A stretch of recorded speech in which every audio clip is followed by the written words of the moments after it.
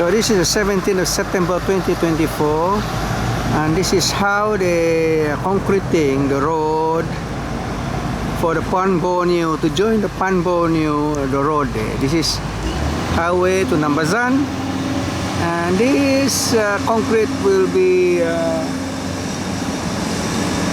lane you will use to join the Borneo to turn left and join the highway like that. Okay, but the problem is with all these underground structures, pipes, cables in here, and they're just concreting like this. Look at the complication. And now they're leaving this false walk down there. After they concrete the top, how are they going to remove all this wood down below? Is it just left to rot in the tunnel? Now the open drain is becoming a tunnel. So I like this to be replied by some engineers of the Borneo and JKR.